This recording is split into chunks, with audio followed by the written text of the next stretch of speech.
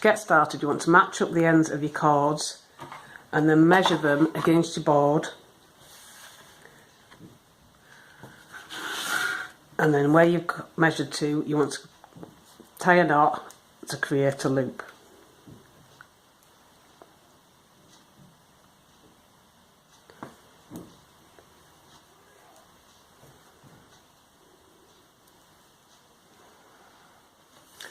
So once you've got your loop, you want to attach it to the top of your board, and then you want to take your shortest cords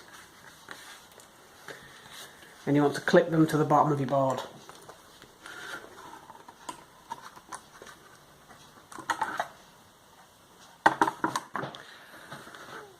So you're going to work your pattern by making an S shape with the cord that's on the left. So you want it to look like that, and then you want to take this cord on the right and then switch the position over the top of this to the other side, and then you want to work the same cord underneath here and underneath the holding cords and then over this bottom bit of the S, and then you want to tighten, and as you're tightening it should form a figure of 8. So you want to tighten up to the top like that, and then you want to do the same thing for your next row. So you're doing a figure of S, bringing this cord to the other side over the top of all these, and then going underneath, and then underneath, and then pulling out and over the bottom of the S. And as you tighten, again, it will turn into a figure of 8. And then you just want to tighten it up at the top.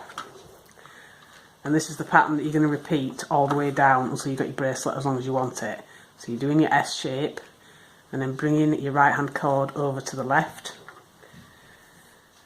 and then threading underneath the bottom of the S and then underneath your holding cords and then over and out of the bottom of the S, and then tightening, forming into a figure of 8, and then just tightening up at the top,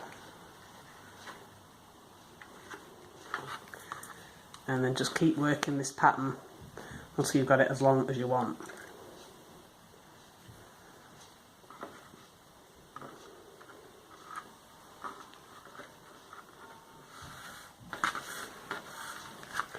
So once you've got the bracelet as long as you want it, you should end up with a diagonal stripe running all the way down.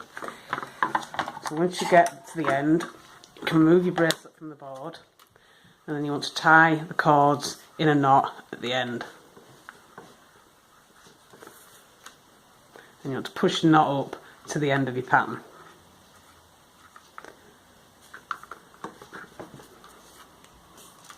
So once you've done that, you can separate the cords into 2 sets of 2 and then just tie a knot in the end.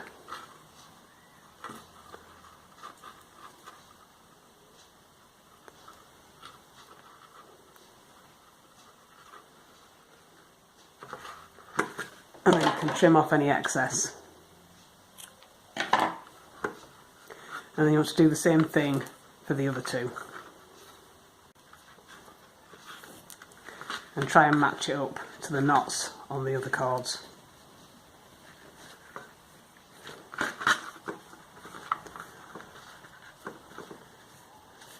And once you're happy that it's nice and tight, again, you can trim off any excess.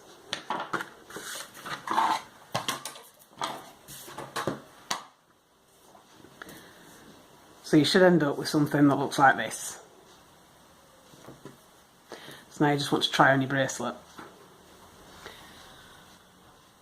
And that is your completed diagonal stripe macrame bracelet.